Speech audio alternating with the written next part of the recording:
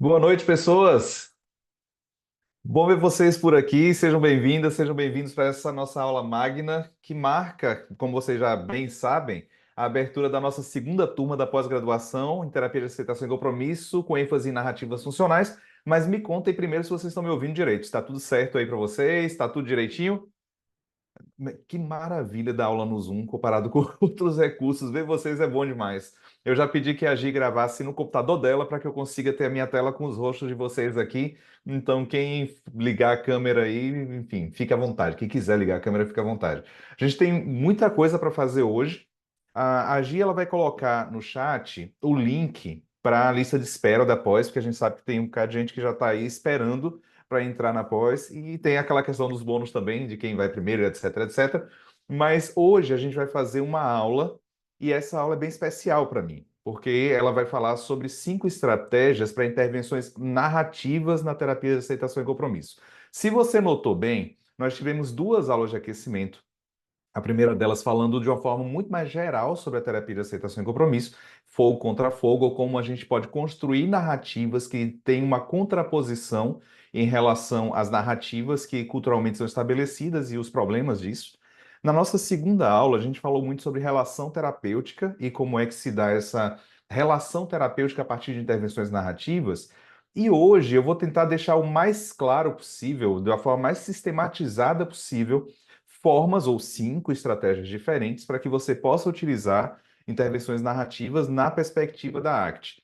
Pensei, repensei, tentei de alguma forma sistematizar isso de forma visual, porque didaticamente eu entendo que quando a gente consegue fazer isso de forma visual, ajuda pra caramba. Então, eu vou começar, só que eu vou começar não falando precisamente assim das intervenções narrativas, mas falando do caso clínico.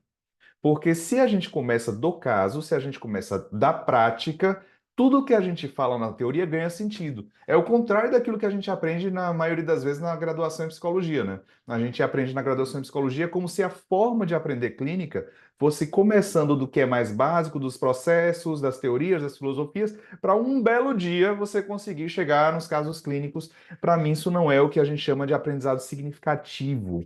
Para mim, que sou apaixonado por ensino, a ideia é que a gente começa da prática e a partir da prática é que a gente começa a designar quais são os conceitos que fazem com que essa prática ganhe sentido. Então, hoje, a gente vai falar sobre esses 5 passos para intervenções narrativas, falando sobre o futuro da terapia de aceitação e compromisso. A gente vai começar falando do caso que eu dei o nome dela de Celina. Para aquelas pessoas que já me conhecem há um tempo, já vão pescar daqui a pouco as referências. Celina, 34 anos. E a frase que marca esse nosso começo aqui de conversa é uma frase dessa paciente em especial, e ela diz assim: eu já sei que eu sou quebrada, mas eu não quero que meu filho seja assim. Deixa eu fazer um parentezinho com vocês antes.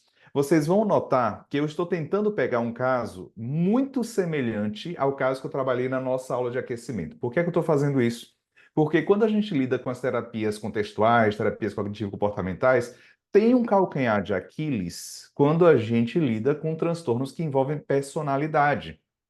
Ou seja, parece que a gente já tem muita informação sobre como lidar com transtorno de pânico, com a transtorno obsessivo compulsivo, que agora está dentro desse espectro de personalidade, mas a gente já tem um histórico maior nisso. Mas, em geral, quando a gente fala de transtorno de personalidade, isso acaba, assim, de alguma forma desafiando os modelos que aí estão. E eu tenho uma percepção de que quando a gente utiliza intervenções narrativas no âmbito da terapia de aceitação e compromisso, a gente consegue dar conta de uma maneira muito mais significativa desses transtornos que envolvem aspectos que são caracteriológicos, ou seja, se espalham aí ao longo da vida do sujeito de uma forma mais abrangente no seu repertório. Então, eu vou começar falando, e obviamente isso não é um caso, ou seja, eu não estou construindo um caso específico que eu atendi, eu tenho que alterar diversas coisas para preservar a identidade. Isso faz com que eu consiga incluir outros elementos para que didaticamente fique mais prático da gente entender o que é que está acontecendo. Então, vamos nessa? A gente vai falar dela, da Celina. Quando ela nos procura, ela tem um diagnóstico desde os 24 anos de border, e ela varia, assim, ao longo dos anos, o diagnóstico, na verdade, variou entre bipolar, depressão, TDAH, dos que ela lembra. Porque desde a adolescência que ela já utiliza medicação psiquiátrica. Então, hoje, ela diz que o diagnóstico que quem acompanha ela o médico que acompanha ela tem dito que é o diagnóstico dela, é o de transtorno de personalidade borderline. Veja só, ela é uma figura que a gente mandou uma certa provocação do caso dela por e-mail para a maioria de vocês. Então a maioria deve ter visto lá, ela odiava a própria história, não havia nada ali que fosse digno de se contar, ou ao menos era isso que ela pensava. A queixa dela, obviamente, não é o diagnóstico é como ela chega dizendo que ela recebeu esse título, mas a queixa dela é acerca do término do último relacionamento, que ela disse que foi extremamente conturbado, aliás, como todos os outros foram. Só que dessa última vez ela teve uma internação e ela tem um filho de 15 anos. E a frustração, a decepção da vida dela foi que o filho a viu passar por todo esse processo. E para quem já está na clínica há um tempo e já acompanhou pessoas que foram internadas, sabe que frequentemente há traumas envolvidos, há uma dificuldade muito grande de lidar com isso. No caso dela, a vergonha que cresce, a culpa que cresce em relação ao filho dela tendo contato com isso. Quando a gente pensa no histórico da queixa, veja o caminho que eu estou fazendo. Sim, vamos entender qual é a queixa, vamos entender o que é que está acontecendo, para depois a gente começar a pensar no âmbito da terapia de aceitação e compromisso. Então, qual é o histórico da queixa? Ela, desde que ela se entende por gente, ela está em relacionamento. Ponto. Ela não lembra de quando que ela não esteve em um relacionamento, sempre emendando um com o outro, mas o que ela diz é que os relacionamentos sempre foram muito caóticos. Sim, ela não lembra também de algum relacionamento que tenha sido mais tranquilo. Para não dizer que ela não lembra de nenhum, ela disse que começa um relacionamento com um rapaz, e que ela até achava ele muito legal, mas que ele era assim mais tranquilo, mais certinho, só que ela não consegue ficar com ele. Ela mesma termina esse relacionamento, já emendando junto com o outro. Nos relacionamentos anteriores, houve violência física, houve violência psicológica, só que nesse último, que não houve violência física, houve uma instabilidade frequente. Essa instabilidade não é só uma instabilidade de humor, é uma instabilidade devida. Isso quer dizer que ela precisou mudar de casa várias vezes com o filho dela. Porque uma hora ela ia para casa desse namorado morar junto com o filho lá, mas eles brigavam, ela saía, só que agora ela já não tinha mais a casa, ela ia para casa do pai dela, e aí depois ela mudava. Ou seja, houve uma série de mudanças que não foram apenas mudanças internas, mas a vida oscilou em torno desses caos que envolviam o relacionamento.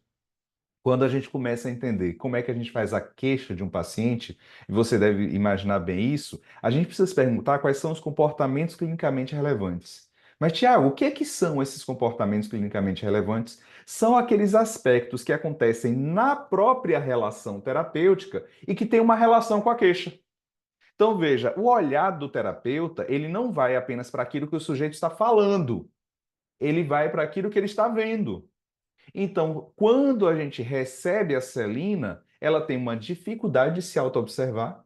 Quando você tenta puxar ela para o chão e dizer assim, mas você está notando o que é que está acontecendo aqui? Ela já começa a falar de coisas que estão acontecendo lá fora. Ela tem uma dificuldade para manter a auto-observação. Ela tem uma fala que é acelerada e é uma fala acelerada e intensa. Por que que esses casos me chamavam muito a atenção?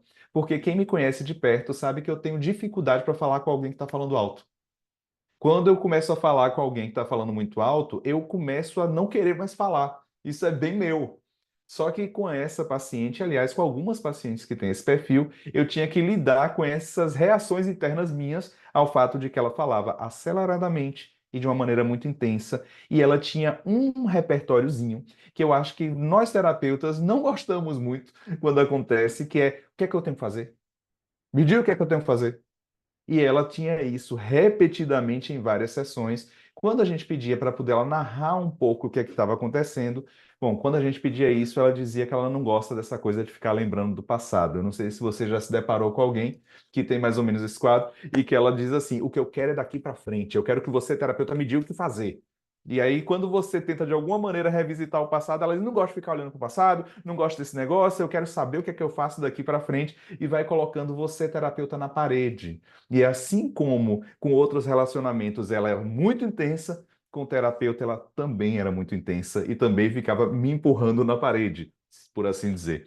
Claro, até aqui, o que é que a gente vai fazer? A gente agora sai um pouquinho do caso para poder a gente entender assim, tá, tudo bem. Então a ideia aqui é a gente aplicar a terapia de aceitação e compromisso, né?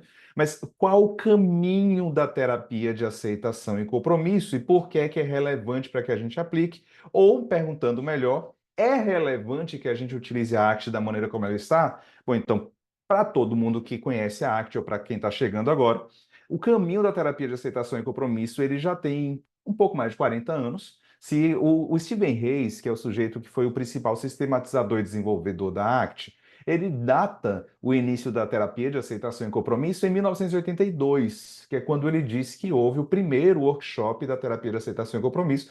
Na década de 80, em 1982, ainda não tinha esse nome, o nome era outro, era distanciamento compreensivo, mas quando a gente pensa na história da ACT, a gente pensa mais ou menos nessa data. Então, um pouco mais de 40 anos de evidências científicas. Deixa eu te falar uma coisa. Quando a gente fala hoje sobre evidências científicas, você bem sabe que a gente tem que ter muito cuidado. Porque as redes sociais estão infestadas de gente falando assim, mas é padrão ouro, é não sei o que lá de evidência científica, e tem evidência, não tem evidência, e às vezes a gente fica assim, desnorteado com tudo que está acontecendo. Só que isso, por um lado, é bom. Sabe por que isso é bacana? Porque vai desafiando a mim, vai desafiando a você, vai nos desafiando a saber onde procurar.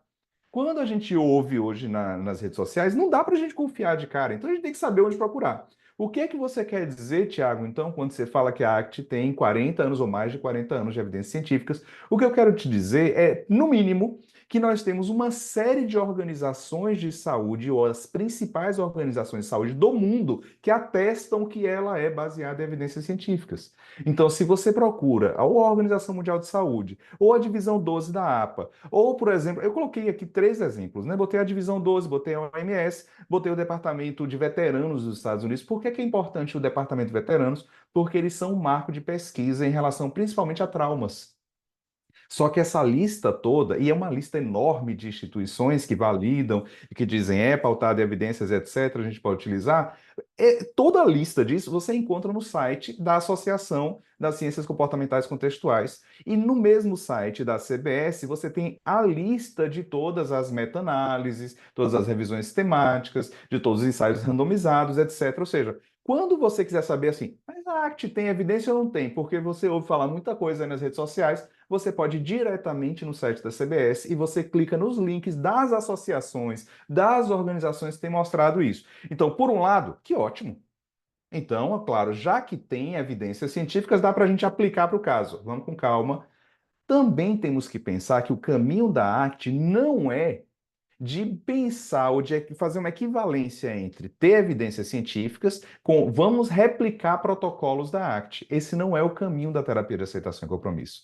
Aliás, pelo contrário, a proposta da ACT é de ser transdiagnóstica e universalista. Quando fala dessas duas coisas, só assim, relembrando para alguns e apresentando para alguns, quando a gente fala de transdiagnóstico e universalista, a gente fala daquilo que tem sido mais avançado hoje em relação à pesquisa em psicoterapia. Ou seja, essa lógica de que, baseado em evidências, quer dizer que eu tenho um protocolo, esse protocolo foi aplicado para um diagnóstico e essa é a razão de ser, essa é uma lógica que já está se tornando ultrapassada há muito tempo. Mas agora parece que as pessoas finalmente se deram conta de que isso está ultrapassado.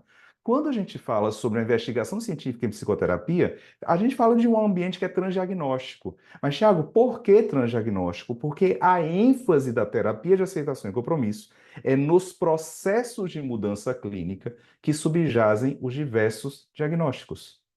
Então, quando nós olhamos os processos de flexibilidade psicológica, ora, a ACT é um modelo clínico que visa mobilizar esse processo, esse grupo de processos, que é chamado de flexibilidade psicológica. Quando a gente pensa sobre flexibilidade e inflexibilidade, isso está por baixo tanto do que a gente chamaria de transtorno de pânico, quanto de depressão e etc. Por isso chamado de transdiagnóstico, atravessa os diagnósticos, só que mais do que isso. Isso, quando a gente pensa nesses processos de mudança clínica, a gente está pensando no que está por baixo de fenômenos humanos em geral. Ou seja, fugir da própria experiência, ou esquiva experiencial, que é um processo de inflexibilidade psicológica, não é propriedade de quem tem um diagnóstico. Eu tenho esquiva experiencial. Eu imagino que a maioria de vocês também. Eu imagino não, vocês têm. Sim, quem de nós que não tem uma indisposição a lidar com certas sensações difíceis do corpo? Ou quem de nós que não tem frequentemente uma fusão cognitiva, que é um outro processo de inflexibilidade psicológica, que é o fato de que você começa a pensar e agir, pensar e agir, pensar e agir, sem ter uma tomada de perspectiva acerca dos seus pensamentos. Ou seja, a proposta da ACT não é dizer que quem tem alguma questão com saúde mental é em natureza diferente de mim. Há uma horizontalidade nisso. Ou seja, terapeuta e paciente, ambos lidam com processos de inflexibilidade e flexibilidade psicológica. Por isso o nome universalista. Então, quando nós estamos no âmbito da ACT, a gente está falando de um modelo que é pautado ou baseado em evidências, mas é óbvio, só que com uma lógica que transcende essa lógica ultrapassada de protocolo para uma síndrome específica. Agora, há uma diferença entre o caminho da terapia de aceitação e compromisso, e aí eu vou pedir muito sua atenção nisso, e o meu caminho pessoal com a ACT. Tiago, mas por que que me interessa o seu caminho pessoal com a arte? Eu acho que interessa, porque talvez ele seja representativo do que muitos dos nossos colegas brasileiros têm vivenciado em relação com a arte ou em relação com outros modelos. Dá para dizer para vocês assim que a minha relação com a arte ela tem três estágios no mínimo. O primeiro deles é um deslumbramento. O segundo, uma frustração enorme, e eu vou te contar a minha frustração com a arte, e depois algo que eu considero que é mais próximo de uma maturidade. Se a gente pensa que, em geral, a tarefa de um pesquisador, de alguém que produz conhecimento em modelos clínicos dura entre 40 a 50 anos, então hoje, tendo um pouco mais de 20 anos ensinando a ACT, eu já consigo vê-lo de uma forma bem diferente de quando eu comecei. Por que que eu tive esse deslumbramento com a arte? Primeira coisa que me fez assim me apaixonar pela terapia de aceitação e compromisso foi o fato de que ela se aplicava não apenas para os meus pacientes, mas se aplicava para mim. Porque veja, qual é o foco da ACT? O foco dela é mobilizar a flexibilidade psicológica. Mas, Tiago, o que é isso? O que é flexibilidade psicológica? Trata-se de abertura, presença e compromisso, ou, em outras palavras, da capacidade que eu tenho, e agora eu vou falar na primeira pessoa do singular, da capacidade que eu tenho que desenvolver de aceitar as minhas marcas subjetivas. Ou seja, de aceitar as marcas que a minha história fez e deixou naquilo que eu sinto, penso e faço.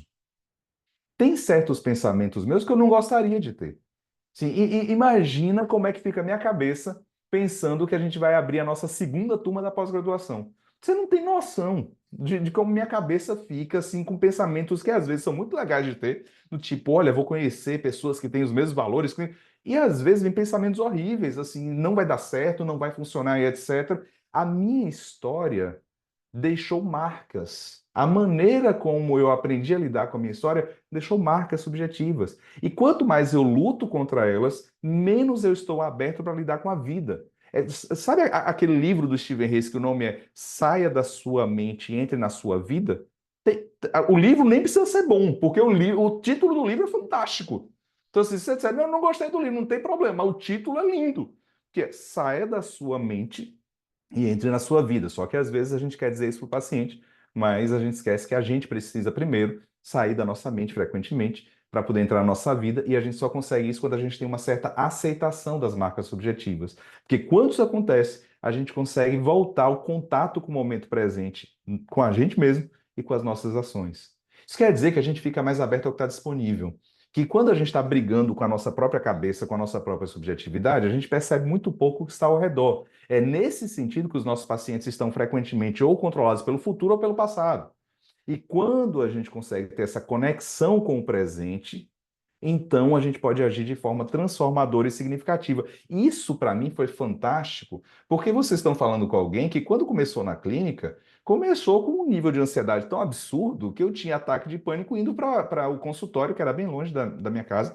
Eu morava num bairro em Salvador, que não era Imbuí, o consultório era na Graça, e eu tinha que sair bem cedo de casa, porque o trânsito era complicado. Eu tinha ataque de pânico no meio do caminho, eu tinha que encostar o carro na calçada.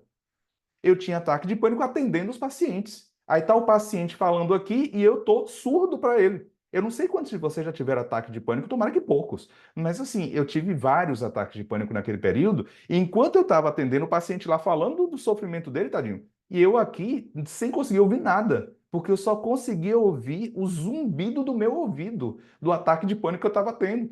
E tendo que fazer uma cara assim, brigando comigo mesmo, brigando com minha própria subjetividade, para depois que o paciente sair da sala, eu estava tão exausto, tão esgotado de estar brigando comigo mesmo, que tudo que eu pensava era assim: a clínica não é para mim.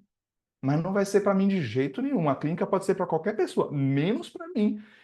Começava a vir na minha cabeça uma série de vozes de pessoas me falando ao longo da graduação assim, com esse jeito assim, todo meio reflexivo, meio introvertido, não precisa ser clínico, não. O clínico tem que ser afetivo, tem que ser alguém que se conecta, que abraça. E a pessoa, tá, esse aí não sou eu. Então, será que eu tenho que abandonar um sonho que eu sempre tive de estar fazendo diferença na vida das pessoas através da clínica? Então, eu amo ser professor, mas eu também queria clínica. Então, como é que vai ser isso? Então, vocês não estão falando com alguém que vai contar uma historinha bonita de clínica para vocês, porque não é o fato. Sim, o meu começo na clínica, e não só o começo, assim, isso me acompanhou um bom tempo, foi extremamente difícil. Quando eu começo a ter um contato maior com a arte, o que me deixa apaixonado é a perspectiva de que eu tenho que, primeiro, ter uma aceitação das marcas subjetivas para me conectar com o paciente. Porque enquanto eu estou brigando comigo mesmo, eu não estou ouvindo aquela pessoa que está ali do meu lado. Então, a ideia que está por trás primeiro é desse deslumbramento. Agora, entenda isso. Eu me apaixonei não pelas técnicas de intervenção da arte, eu me apaixonei pela proposta. Entendeu? Porque todo mundo que leu os manuais da década de 80, os manuais do começo da década de 90 da arte, sabe que as intervenções parecem com tudo, menos com alguma coisa que funcione para o brasileiro. Se você pegar um texto que o nome é Enfoque Contextual para a Mudança Terapêutica, de 1984, se não me engano, do Stephen Hayes, acho que é 84 ou 86, do Stephen Hayes, que foi um capítulo de um livro do Jacobson. Se você pega aquele artigo, a sensação que você tem é assim, na minha clínica, não. Porque as intervenções eram muito apropriadas para o contexto norte-americano. As metáforas que ele utilizava e a forma que ele utilizava eram muito apropriadas para o contexto norte-americano. Só que eu aprendi isso não com teoria, eu aprendi isso apanhando na prática. Porque quando eu passei dessa primeira fase de deslumbramento, a minha frustração começa a acontecer porque os pacientes, os meus pacientes pelo menos, não respondiam como os pacientes dos livros. Eu não sei se vocês já tiveram essa experiência, só que você estuda, tá lindo, que proposta linda, aquela metáfora fantástica, e quando você aplica com o seu paciente não responde como os pacientes dos livros. Engraçado que levou muitos anos para que a terapia de aceitação e compromisso se desse conta do fato de que a proposta de flexibilidade psicológica é diferente de uma adesão aos procedimentos deles. Agora, os textos mais recentes da arte, quando eu falo textos mais recentes, eu quero dizer 2023, 2024. Então, às vezes, eu ouço pessoas falando sobre coisas, sobre textos da arte da década de 90, eu fico pensando, que ótimo que você está lendo os textos da década de 90. Mas mudou muita coisa, né? Então, os textos mais recentes, 2023, 2024, vêm em geral com uma expressãozinha que eu não sei se vocês já viram. A, a expressãozinha é assim: a arte, assim como boa parte dos outros modelos de intervenção clínica, foram criados, a arte foi criada, esses modelos foram criados em países que são weirds. Se você traduzir esse negócio, quer dizer, estranho. Essa é uma palavrinha que eu ouvia muito quando eu estava morando no Canadá, porque a minha filha, que estava na escola lá, dizia assim: fulano é weird. Ela estava dizendo assim, ele é estranho. E aí eu fiquei tentando entender, mas por que é que eles estão dizendo que a terapia de aceitação e compromisso, a proposta que eu gosto tanto, ela foi criada em países weird? Porque, na verdade, eles estavam fazendo uma brincadeira e cada uma das letras diz respeito a uma característica desses países. E a característica é, primeiro, ocidental, democrático, rico, industrializado e instruído. Ora, essas 5 características. Tá, tudo bem, Tiago, a gente considera o Brasil um país democrático, mas olha as outras. É ocidental, é democrático, mas nível de escolaridade, nível de industrialização, nível de riqueza, etc. E você vai cair em si de perceber que as intervenções ACT foram criadas numa cultura que é fundamentalmente diferente da nossa cultura. Isso quer dizer que você pode se apaixonar pela proposta geral da arte. A luta contra a própria subjetividade é parte do problema e a gente precisa ajudar o sujeito a ter flexibilidade psicológica para que ele consiga lidar com a sua própria subjetividade de uma forma diferente, a fim de que ele possa comprar a briga pela vida e não a briga contra si. Proposta linda, mas a forma de intervir, ela foi construída em países e em lugares muito diferentes daqui. Quais os polos mais fortes de construção de publicação da arte? A gente tem tanto nos Estados Unidos quanto a Austrália, por exemplo, e alguma coisa também relativa à Europa. Então, é papel nosso caminhar um pouco mais. A minha frustração, ela deu margem ao fato de que a gente começou a construir formas de lidar com a arte que são formas mais maduras. Por que que você está chamando de mais madura, Tiago? Eu chamo de mais madura porque ela segue a lógica da arte, mas aplicada à realidade da clínica. Quando a gente fica preso só na teoria, a gente olha para a prática da gente e a gente não vê a teoria ganhando vida.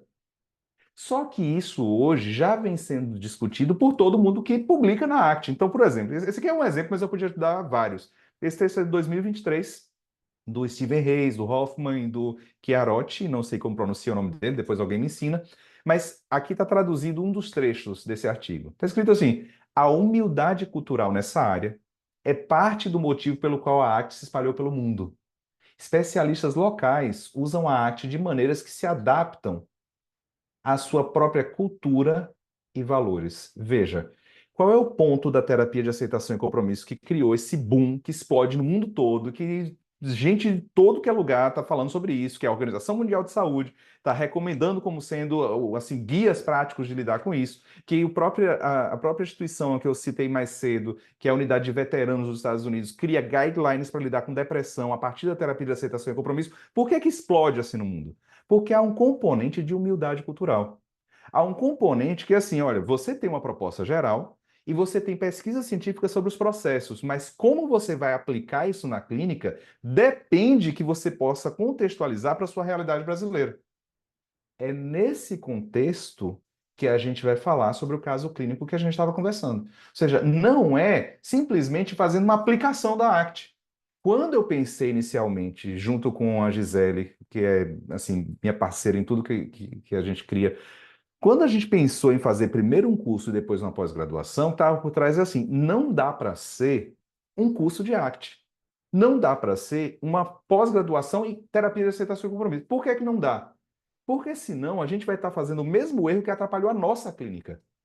Porque todos nós nos apaixonamos pela proposta da ACT, mas nós precisamos contextualizar a ACT, porque se você não contextualiza ela, ela não ganha vida na sua realidade. É por isso que você vai me ver o tempo todo falando assim, terapia de aceitação e compromisso, com ênfase no método das narrativas funcionais. Tiago, mas você deixou de ser ACT? Claro que não, você não está lendo o próprio Steven Hayes falar que ao redor do mundo, as pessoas, os especialistas nisso, estão adaptando a sua própria cultura e valores sem perder a essência do que é o modelo de flexibilidade psicológica.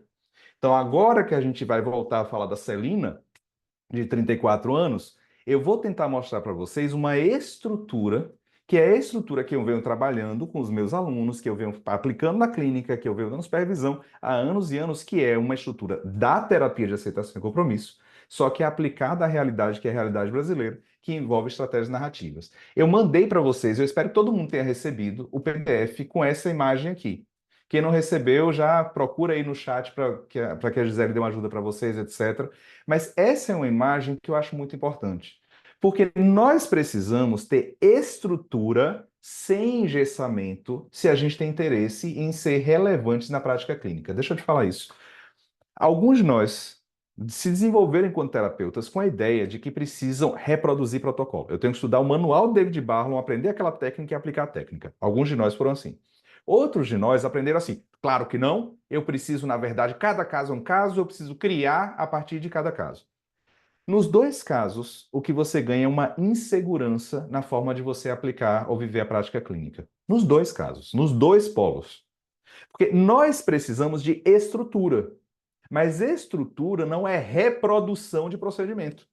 Estrutura precisa ter um grau de, assim, de ser aberto a tal ponto em que o seu estilo terapêutico, que as questões culturais que envolvem o seu próprio paciente possam ganhar vida. Então, o que eu vou dar para vocês não é um passo a passo, sendo assim, ó, você vai replicar a minha forma de atender, viu? Porque eu quero que você seja um terapeuta criado à minha imagem e semelhança. Longe de mim. O que eu quero é te dar uma lógica estrutural que faça com que você tenha segurança o bastante para que você possa criar. Eu sempre utilizo a mesma metáfora por motivos óbvios, porque eu amo tocar piano, que quando alguém está aprendendo a ser um tecladista de jazz, um pianista de jazz, que improvisa, que cria coisas novas, você olha e fala, da onde saiu esse negócio? Saiu de anos e anos de estudo de estrutura. Você pode criar quando você tem estrutura. Se você não tem uma estrutura, o que acontece é que você não sabe para onde ir com o seu paciente. E aí você nem tem a liberdade de usar a sua criatividade nisso, porque você não tem um chão para você construir em cima. Então, o que eu quero trabalhar contigo hoje é uma estrutura que envolve 5 passos: notar, narrar, nomear, reconhecer, integrar. Esses são os 5 passos que têm feito diferença na minha prática clínica e eu espero que faça diferença na vida de vocês também. Isso quer dizer, para quem vai entrar na pós-graduação e para quem não vai entrar na pós-graduação, eu espero que depois que você entender junto comigo esses 5 elementos, que amanhã, quando você for atender seu paciente, que seu paciente já possa ser beneficiado, porque você teve algum aprendizado que te ajudou a fazer mais diferença na vida dele. E aí vamos lá, ponto a ponto, um por um. Tiago, notar o quê? O que que você está falando sobre notar? Primeiro é notar eventos, notar relações entre eventos. E eu vou deixar isso da forma mais aplicada e didática para você possível. Seu paciente, a nossa paciente, a Celina, chegou dizendo assim: eu sou borderline. Deixa eu te ensinar uma coisa. Sabe aquela sessão, primeira sessão, segunda sessão, terceira sessão, que você passou 40 a 50 minutos ouvindo a pessoa falar e no final você não sabe assim o que é que aconteceu na sessão? Só falou, falou, falou, falou e na sua cabeça não tem nada claro. Parece que foi assim uma sequência de fatos. Normalmente, quando os nossos pacientes começam, eles trazem abstrações. Eu sou border, ou minha vida não presta mais, ou eu não consigo ser feliz em relacionamento, ou eu não sei que caminhos tomar na minha vida e coisa parecida. Ele não te deu eventos, ele está falando de abstrações. O seu trabalho enquanto terapeuta é começar a aterrizar o seu paciente. É como se ele estivesse numa nuvem lá e você vai começar a ajudar ele a aterrizar, a ganhar um porto seguro. E isso acontece quando você ajuda ele a notar os eventos. Não notar as histórias que a cabeça está contando de que eu sou border, que eu não tenho mais jeito, que eu sou inadequada, que meus relacionamentos não funcionam, mas notar os eventos. Veja um exemplo aqui. Por exemplo, sua paciente pode dizer o seguinte: eu sinto uma raiva que eu nem consigo explicar. Veja a diferença dela falar um rótulo, eu sou border, para ela falar agora do que ela sente. Eu sinto uma raiva que eu não consigo explicar.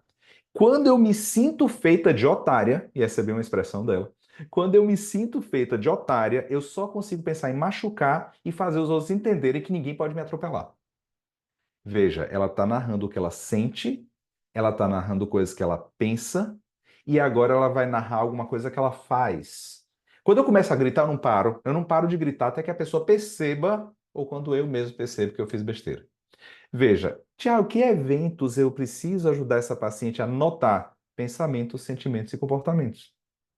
Só que ainda não é o bastante para a gente aqui. Veja, já é um caminho andado quando sai de uma abstração como eu sou borderline para descrição de sentimentos, pensamentos e comportamentos. Mas a gente precisa caminhar um pouco mais para, de fato, aterrissar o paciente no chão. Como é que a gente faz isso? Quando? Que dia?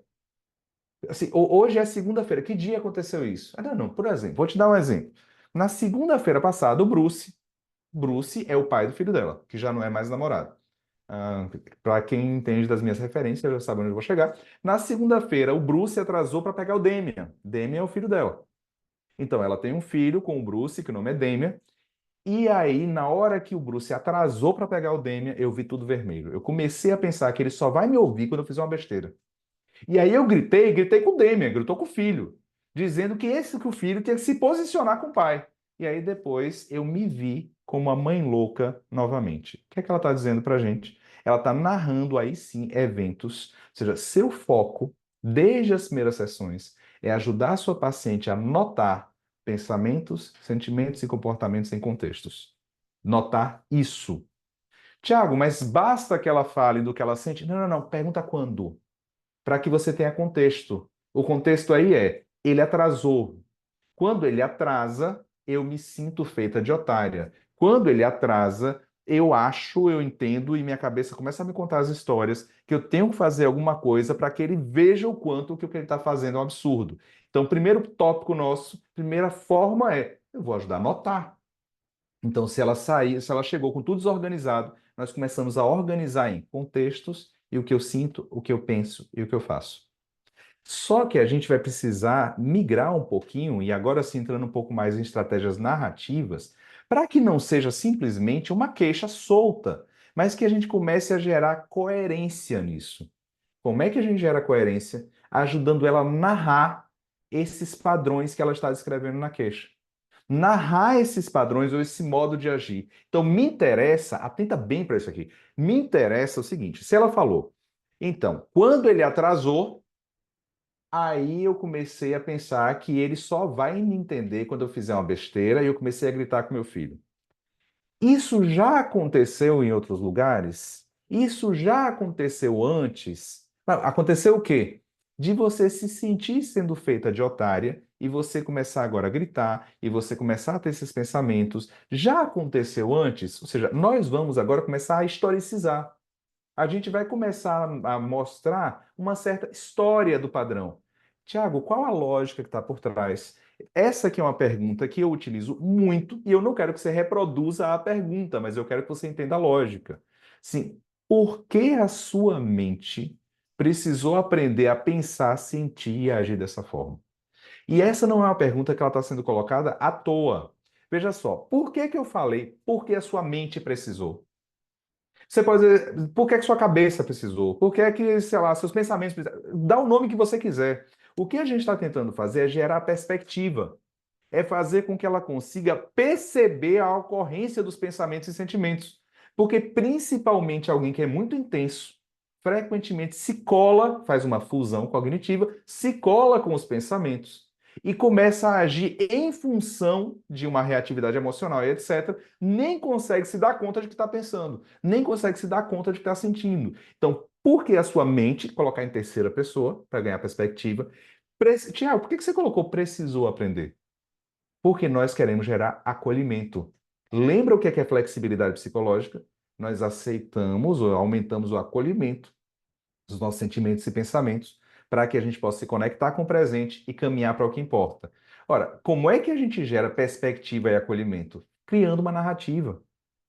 Por que que a sua mente precisou aprender a pensar, sentir e agir dessa forma? Ou seja, narrativa aqui é construir elementos junto com o paciente que mostrem para ele por que que esses pensamentos, sentimentos e comportamentos estão aí. Eu vou citar três momentos aqui dela e notem que é um caminho. Então, assim, em um primeiro momento, quando a gente começa a conversar sobre isso, sempre foi assim.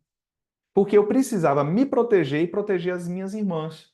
Porque meu pai era violento. Meu pai era um alcoolista que às vezes chegava e abraçava, às vezes chegava e picava a mão. Às vezes ele era agressivo, às vezes ele era amoroso. E veja, eu tinha que chacoalhar minha mãe para minha mãe fazer alguma coisa. Quando meu pai começava a partir para cima de mim e das minhas irmãs, se eu não gritasse com a minha mãe, ela ia ficar parada vendo a gente apanhar. Então, veja que ela desde cedo precisou aprender a se posicionar, a exigir, a mostrar para o outro que o outro não podia ultrapassar certas linhas. Isso desde criança. Tiago, por que que a gente está fazendo isso? Por que que a gente está voltando para essa história? Porque o que narrativas fazem é aumentar o nosso nível de intimidade com os personagens. Veja o quanto que, assim, de uns anos para cá, as narrativas que a gente mais gosta são narrativas que contam a história não só do mocinho, mas também do vilão e coisa parecida.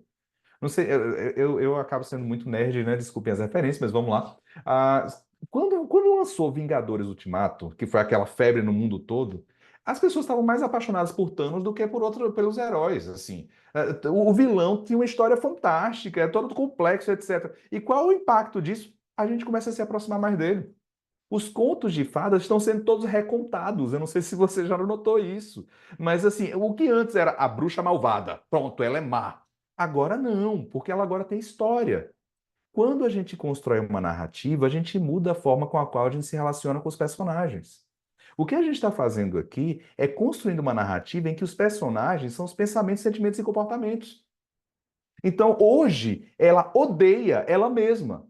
Assim, por que que eu penso essas coisas? Bom, porque aquela criança precisou aprender a pensar aquelas coisas. Entende a lógica? Vamos lembrar daquela criança que precisou aprender a se defender naquele sistema familiar. E a gente vai construindo uma narrativa que é funcional. Por que que é funcional? Porque ela mostra a função que aqueles pensamentos e sentimentos tiveram naquele sistema. É daí que vem o nome narrativa funcional. Fez sentido para você? Entendeu a lógica? A gente vai construindo alguns momentos assim. Então, primeiro, proteger a si mesmo e as irmãs, mas tem um segundo momento, desde o começo da adolescência. Essa nossa paciente é alguém que na adolescência ela já tinha uma autonomia muito grande, a mãe dela estava muito preocupada em cuidar da própria vida, e ela tinha uma autonomia para sair de casa, voltar para casa na hora que bem entendesse, desde o começo da adolescência, ela já precisou aprender a se proteger dos adultos. Porque diversos adultos viam a menina, e uma menina desprotegida, e tentavam se aproveitar disso. Então, adultos já assediavam ela desde que ela tinha 13 anos de idade. E ela, na faculdade, teve que aprender a se defender também de professores que tentaram. Então, no final das contas, o que eu quero que você comece a perceber é que a narrativa que a gente constrói com ela é assim: ainda bem que a sua mente precisou aprender e aprendeu a gritar, a falar para você, não deixa que ele pise em você. Ainda bem que a sua mente precisou aprender a sentir essa intensidade toda para que você se defendesse. E, aliás, defendesse também pessoas que eram muito importantes para você. Entende a lógica? Alguém chegou na sua clínica lutando, dizendo assim: o que eu quero, terapeuta, é que você tire os meus pensamentos ruins, que você tire os meus sentimentos ruins. Deixa eu abrir um parêntese aqui. Sabe uma das perguntas que eu mais ouço quando a pessoa começa a estudar arte? É assim: Tiago, mas como é que eu falo isso para o paciente? Quer dizer, a arte diz que eu tenho que aceitar a presença da minha ansiedade. Se eu disser isso para o meu paciente, ele vai embora. Como é que funciona isso? Bom, talvez seja porque você não precisa dizer, né? A experiência dele vai dizer. O seu trabalho enquanto terapeuta é fazer essa narrativa para que o paciente, ao final, veja: essa ansiedade me protegeu. Esses pensamentos tiveram função. E é por isso que eles estão aqui hoje. Ou seja, não é você, terapeuta, que vai dar uma psicoeducação, uma aula para ele, dizendo assim: precisa aceitar o seu sentimento. Não é assim que funciona. Mas a base da arte é: olhe para a sua experiência. Crie uma narrativa para que você possa ver qual a função que os seus sentimentos, pensamentos e comportamentos tiveram. Momento 3. No trabalho hoje, ela é um furacão. É assim que ela se descreve. No trabalho, ela é promovida sem que ela peça para ser promovida. Os chefes gostam que ela esteja lá, porque ela não tem horário para sair, não tem horário para entrar, a não ser, óbvio, quando ela está em crise de relacionamento. O que eu quero te dizer com isso tudo? Quer dizer que a gente encontrou um certo padrão matricial nela. Por que matricial? Tiago vem da ideia de matriz, dos primeiros sistemas familiares, por exemplo, coisa parecida. O que a gente está querendo dizer é que ela aprendeu desde cedo a ser aquela que grita, aquela que briga e aquela que impõe limites para o outro. Só que isso a ajudou e ainda a ajuda muito. Por exemplo, no trabalho, ela é intensa desse jeito. Ela não tem hora para sair do trabalho, não tem hora para entrar, ela dá o sangue pela empresa, do mesmo jeito que ela dava o sangue pelas coleguinhas na faculdade e coisa parecida, ela é assim intensa. Isso é um lado A, assim, desse padrão matricial dela, isso ajuda ela. Tem contextos que isso atrapalha bastante. Por exemplo, isso atrapalha bastante nas relações de intimidade. E aí a gente vai ver que parte do que ela traz para a gente, como se fosse o problema, é, na verdade, o fato de que esse padrão matricial está muito inflexível em relação a alguns contextos. Posso seguir? Sim? Então vamos lá. Notar, narrar, nomear. Tiago, que diacho? Nomear o quê? A gente vai ajudar ela a nomear o padrão matricial. Mas por que que eu preciso dar nome para isso? Eu preciso dar nome porque a gente tem que ter alguém com quem se relacionar. Entenda, a proposta da terapia de aceitação e compromisso não é de mudar os seus sentimentos e pensamentos. Aliás, se você já está na clínica há um tempo, já atendeu, por exemplo, pessoas que tiveram traumas, já tiveram abuso sexual ou então sofreram violência, etc., você bem sabe que não dá para você apostar no fato de que ela vai parar de pensar essas coisas. Vai parar de lembrar essas coisas, vai parar de sentir essas coisas. Isso é a imaturidade do terapeuta. Vão continuar acontecendo sentimentos difíceis, pensamentos difíceis, memórias difíceis. A proposta da ACT é que você consiga mudar a forma com a qual você se relaciona com esses pensamentos, sentimentos e comportamentos difíceis. Por causa disso, porque nós queremos mudar a forma como o sujeito se relaciona com essa subjetividade, é que a gente está inserindo essa subjetividade na narrativa. Só que para a gente mudar a forma como o sujeito se relaciona com a subjetividade, faz sentido que a gente nomeie isso para que ele consiga ter uma maior facilidade de reconhecer. Então, no caso da nossa paciente, de novo, é óbvio que eu estou usando assim termos fictícios, porque cada paciente seu vai nomear de acordo com aquilo que é significativo. Aqui nesse caso, nós chamamos de a guerreira.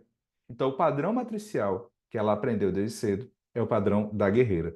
Você que já estudou psicologia sabe que nomeação é muito mais do que descrição. Quando a gente trabalha, por exemplo, com psicologia de desenvolvimento, a nomeação que uma criança aprende a fazer não é apenas uma descrição do mundo, mas é uma forma dessa criança conseguir separar figura fundo, dela conseguir distinguir o que é uma coisa e outra.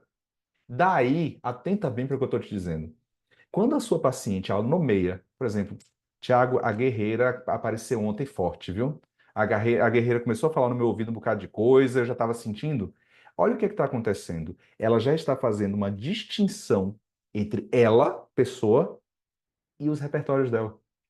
Ela, self, e o que ela sente e pensa.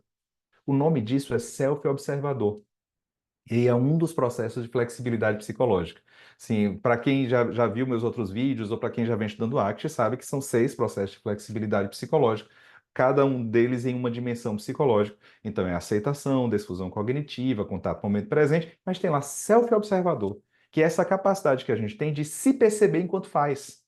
Mas para isso, você precisa ajudar o seu paciente a fazer uma distinção entre ela e os pensamentos dela. Porque a sua paciente vai dizer assim: eu sou borderline. Eu sou uma pessoa inadequada.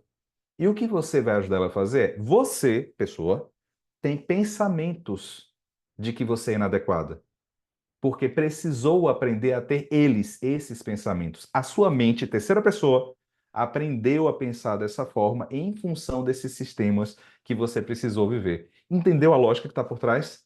Então, por que que eu nomeio? Porque eu preciso, enquanto terapeuta, distinguir o que é pessoa e o que são os sentimentos e pensamentos dessa pessoa. Então, no meio da sessão, eu posso dizer: então, a guerreira está aparecendo aqui entre nós? Então, a guerreira apareceu ontem? Veja, eu começo agora a nomear para que cada vez mais ela tenha essa metacognição, ou seja, essa capacidade de se perceber pensando e fazer uma distinção entre ela e esses pensamentos. Entende isso? Seguindo, a gente nota, a gente narra, a gente nomeia, e aí a cereja do bolo, óbvio, eu vou falar para vocês sobre reconhecer e integrar, porque a ACT é uma perspectiva de integração, e eu vou te ensinar hoje por que que é uma perspectiva de integração e como é que a gente faz isso através de narrativas. Só que a Gi me pediu desde cedo que eu não deixasse para falar da pós no final, e isso está por um motivo bem claro. Tem muita gente que já está na lista de espera, já passamos de 100, ainda bem, fico feliz com isso, nós temos mais de 100 pessoas na lista de espera para essa pós-graduação. Então, eu vou fazer o seguinte: eu vou falar um pouco da pós agora, depois eu volto com esses dois elementos finais aí da nosso ciclo de intervenção. Quando a gente pensou na pós, a gente pensou segundo essa mesma lógica, ou seja, a gente não parte do pressuposto de que a gente vai tentar estabelecer um protocolo, ensinar um protocolo, mas pelo contrário, a gente vai tentar criar um ambiente, e é o que a gente tem feito com a nossa primeira turma já, criar um ambiente de aprendizagem para desenvolver competências clínicas narrativas. Então, vamos lá. Quando a gente montou, você deve ter notado que a gente anunciou ela dessa forma aqui. Não existia e agora existe. Ou seja, por que que é isso? Não existia e agora existe. Mas, Tiago, já existem pós-graduações em terapia de aceitação e compromisso. A nossa ênfase é em terapia de aceitação e compromisso contextualizada à realidade brasileira. Ou seja, a gente tenta, de alguma forma, ensinar a dentro da nossa cultura como é que a gente pode utilizar o modelo de flexibilidade psicológica. É por isso que a ênfase é em segurança nos atendimentos. É por isso que a ênfase em resultados. Mas resultados por quê, Tiago? Porque é uma questão financeira apenas para o terapeuta? Não, porque o seu paciente te procurou com sofrimento. E a ideia aqui é que você tenha uma estrutura suficiente para que você consiga ter um impacto real na vida dele. Então, quando a gente pensa numa pós-graduação, a gente pensa nela atualizada para a realidade clínica brasileira. A gente pensa com habilidades práticas do início ao fim, Tiago, mas como assim prática do início ao fim? Você vai ver que a gente já tem as supervisões de caso clínico desde o começo da pós. É por isso que a gente está falando que não tinha antes e agora tem. Porque a ideia que está por trás é que ao final dela, você seja capaz de ser relevante ou mais relevante para a vida dos seus pacientes. Diferente dos cursos que a gente tinha antes, a pós-graduação, ela como é extremamente completa, ela tem 360 horas de curso, tem 18 meses de duração. Tiago, por que esse tempo todo? Porque a ideia de nós fazermos parte da formação de especialistas em terapia de aceitação e compromisso com ênfase no método das narrativas. Então, a ideia é que ao final você tenha um certificado de especialização em terapia de aceitação e compromisso, com chancela já do MEC, já com portaria aprovada, tudo direitinho. E a gente não montou uma pós-graduação que a maior parte dela é em vídeos gravados. Nós temos aulas gravadas, daqui a pouco eu vou falar delas para vocês, mas nós temos encontros ao vivo mensalmente ou quinzenalmente, se você contar com as supervisões também. Então, o que está por trás aqui é a gente construiu um ambiente de aprendizagem para que você tenha, por um lado, obviamente, uma fundamentação que é ampla na teoria, que sustenta, mas por que é na teoria que sustenta? Porque nós estamos formando especialistas em arte. Ou seja, não é só o clínico, mas é quem também se torna um professor de terapia de aceitação e compromisso, se torna um supervisor de terapia de aceitação e compromisso. A ideia é que desde o começo você seja exposto ou seja exposta à prática para que você seja um especialista na área. Só que diferente dos outros cursos que nós tínhamos, em que eu era o professor que ocupava toda a carreira, aqui a gente chamou colegas que têm estilos terapêuticos diferentes, mas têm mesmos valores na clínica. Então a ideia final é de construção de um título de especialista em terapia de aceitação e compromisso, mas com um grupo de professores que são especialistas em suas áreas, com estilos terapêuticos que são diferentes. Além disso, claro, a gente precisa ter humildade suficiente para reconhecer que eu amo terapia de aceitação e compromisso, tudo isso há anos. Por exemplo, eu não sou terapeuta de criança. Eu não sou terapeuta de casal. Então, nós chamamos pessoas para que esses especialistas, ou seja, a nossa turma um, a nossa turma 2, para que tenham contato com pessoas que possam apresentar essa diversidade de áreas. Como eu falei para vocês, são 18 meses. 18 meses implicam em 3 períodos. Cada período é pensado para desenvolver um conjunto de habilidades clínicas. Então, não funciona essa pós-graduação como uma introdução. Eu não sei se você já passou por isso, eu já passei por isso, de você estar fazendo um curso que se chama de pós-graduação, mas que na verdade é só uma introdução a, e que você termina e você ainda não tem o desenvolvimento de uma prática efetiva. Mas o que a gente faz no primeiro período, a gente já começa a falar sobre flexibilidade psicológica, óbvio que é o coração da arte, mas a gente já começa a falar sobre narrativas funcionais. E quando nesse módulo 2 a gente está falando sobre narrativas funcionais, esse módulo 2 em especial são 2 finais de semana, na verdade, não só um, porque ele é um módulo de construção de competências, então tem atividades práticas envolvidas, etc. Mas desde o primeiro período já tem como fazer formulação de caso clínico, ou seja, 6 etapas para isso, como é que faz uma análise funcional baseada em processos. Nesse primeiro, para a turma 2, nesse primeiro período, a gente já começa a introduzir práticas diferentes que envolvem crianças e adolescentes. A gente já tem uma parceira que está trabalhando com a gente, que é a Caroline Dalalana, que é uma psiquiatra, que tem uma visão muito bacana sobre arte também, que vai falar sobre psicofarmacologia. Então, primeiro período, se você notar, já é todo voltado para a prática, porque a ideia final é que seja de fato uma pós-graduação que é uma especialização em uma prática clínica feita a partir da terapia de aceitação e compromisso, mas com a ênfase no método que a gente está desenvolvendo, narrativas funcionais. O segundo período, ele aprofunda um pouco mais, então a gente deslocou, quem é nossa turma um aqui está vendo a diferença, a gente deslocou o contextualismo funcional para o segundo período.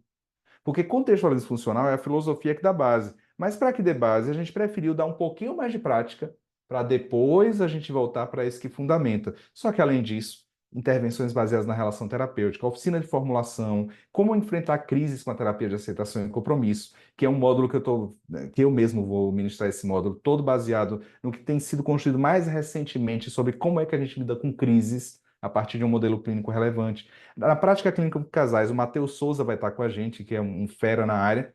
O nosso terceiro período já versa sobre uma integração maior entre teoria e prática, ou seja, a gente deslocou de uma forma que o terceiro período ele te dá base para que você tenha um aprofundamento cada vez maior na arte. Isso envolve tópicos avançados, isso envolve teoria das molduras relacionais, terapia baseada em processos. O que é que a gente fez? A gente quis sair daquela tradicional que é assim, não, eu vou mostrar a história da arte. Se você, deixa eu olhar para você assim, muito honestamente, se você quiser saber a história da arte, eu te passo um texto e você lê o texto e tá tudo certo.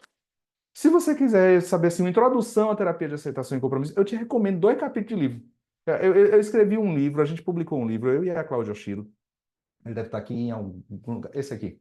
A gente publicou esse livro há um tempo atrás, que é o Terapias Contextuais Comportamentais, que aqui tem assim uma abrangência, o leque todo de quais são as terapias contextuais. Se você tem interesse nisso, pega o livro, tá tudo certo. O objetivo da pós é formar terapeutas especialistas em arte. Tem o nome, assim, terapia de aceitação e compromisso, na prática clínica, não é à toa. É porque a ênfase da gente é em ajudar pessoas a ajudarem pessoas. É essa que é a ênfase. Então, fecha parênteses, deixa eu voltar para cá. Ok. Com relação às supervisões, Tiago, vai ter um módulo de supervisão? Não, vai ter supervisão após inteira. Então, assim, terminou o primeiro módulo, você já tem aquela base, você começa a ter quinzenalmente supervisões em que você vai ver três terapeutas no mínimo, porque tem eu, o Matheus Souza e a Erika Oliveira, três terapeutas dando supervisão dos casos dos seus colegas, dos seus também, quando você for apresentar, mas você vai tendo durante os 18 meses contato com supervisão de caso clínico o tempo todo. Agora, pensa comigo, qual que é a chance que você tem de você estar lidando com terapeutas que estão há 20 anos, 15 anos, 10 anos de prática clínica sendo supervisores? Qual a chance que tem de você passar 18 meses acompanhando quinzenalmente supervisão e a sua prática clínica não ser transformada? É zero. Sim, a gente construiu essa pós e hoje a gente tem muita confiança para dizer isso. A gente construiu essa pós para que você tenha tudo o que você precisa para que você consiga desenvolver uma prática clínica que seja relevante. Tiago, mas como é que é lá por dentro? Sim, quais são os recursos? As aulas ao vivo, que envolvem as supervisões e envolvem também os encontros aos sábados, enfim, mas tem aulas gravadas, casos simulados, tutoriais, material de apoio, imersões. Tiago, mas e se eu perder uma aula ao vivo? Ela fica gravada, não tem problema. Sim, a gente encoraja fortemente que você esteja ao vivo, porque é diferente quando você interage, etc. Mas se eventualmente você perder uma aula dessa, você assiste ela gravada, vai ficar disponível durante todo o tempo que você tem. Quando você compra a especialização, você tem acesso durante 2 anos. Isso quer dizer que ao longo dos 2 anos, você pode ver e rever quantas vezes você quiser. Então, há o certificado, obviamente, mas o que eu estou tentando te mostrar é que ela é toda construída para que você tenha o necessário, o suficiente, para que você consiga avançar. Nós só chamamos pessoas para estarem com a gente nessa pós, pessoas que têm uma relação de afinidade com os mesmos valores que a gente tem. Então, eu estou à frente de diversos módulos, mas o Matheus Souza, que é muito retado, principalmente nessa parte de terapia contextual para casais, relação terapêutica. Assim, eu desconheço alguém que conhece mais sobre pesquisa em relação terapêutica, impacto da relação terapêutica na clínica do que o Matheus. É muito fera. A Érica, que tem construído junto com a gente boa parte dessas coisas que a gente tem discutido. Marcela Bom, a Tauane, que lida com terapia de crianças, terapia de adolescentes. As pessoas perguntam, tá, como é que aplica a ACT para crianças e adolescentes? Tem modelos para isso. Tem o DNA-V, enfim, a Tawane é fera nisso, assim, sabe muito mais do que eu nisso. A gente chamou o Zé Siqueira para falar sobre tópicos avançados também na ACT, que é outra pessoa que tem se dedicado demais a isso. O Thiago Tatum, que deu um módulo sobre mindfulness maravilhoso. A Caroline, que é uma psiquiatra que vai estar ajudando a gente com a parte de psicofármaco. Ou seja, nós temos um time que é avançado, mas que tem o mesmo objetivo de preparação de pessoas para ajudarem outras pessoas. O que eu vou falar agora, eu acho que você vai precisar ter uma atenção grande, porque eu vou falar dos bônus. Nas aulas de aquecimento, se você viu, eu mencionei que eles iriam acontecer, enfim, hoje, mas eu não falei quais que eram. Eu vou colocar na sequência, sim. Primeiro inscrito, depois os primeiros inscritos, depois inscritos em um certo tempo. Quando eu estiver falando sobre isso, se lembra que tem um link aqui, que é da quem está na espera, na lista de espera. A gente já tem mais de 100 pessoas lá. Por que que é importante? Porque primeiro a gente vai soltar o link de matrícula para quem está na lista de espera. Então, vamos lá. Primeira pessoa que fizer a inscrição vai ganhar passagem, hospedagem e o ingresso pago para o nosso evento presencial de ACT em Salvador. Acredita se quiser, mas considerando que a pessoa mora no Brasil, primeira pessoa inscrita, passagem, hospedagem e ingresso para estar com a gente no Act Experience. Então, eu imagino que se você tem interesse em estar com a gente na pós, que é bom você correr para que você receba logo isso aí de primeiro lugar. Esse é um evento que vai acontecer em novembro, G. É isso? Em novembro. Então, o nosso primeiro, para a gente honrar a pessoa que correu e disse assim, estou colado com vocês, já vai receber passagem, hospedagem e ingresso para o nosso evento, desde que more no Brasil, claro. Para os 15 primeiros inscritos, vai receber o kit da Pós, que envolve um caderno, caneta, uma garrafa térmica, todas com o logo da Pós, tudo direitinho, e mais um livro. Deixa eu te dizer que livro que é. Ele está aqui em algum lugar, eu tenho certeza nisso. Aqui, esse livro que eu publiquei no ano passado, ou foi no ano passado, que fala basicamente sobre narrativas funcionais. Então, os 15 primeiros inscritos recebem esse kit de pós e recebem um livro. Você já tem material de estudo aí garantido. Para quem se inscreveu hoje até meia-noite, foi que a gente fez pensando um bocadinho em como é que a gente ajuda a organizar os casos clínicos. A gente criou um caderno de formulação de casos. Disse, me empresta esse caderno aqui. O que é esse caderno? Na verdade, a gente fez uma folha de formulação de caso para os alunos da pós. E aí a gente fez um caderno que ele tem as folhas de formulação para que você tenha para cada paciente seu.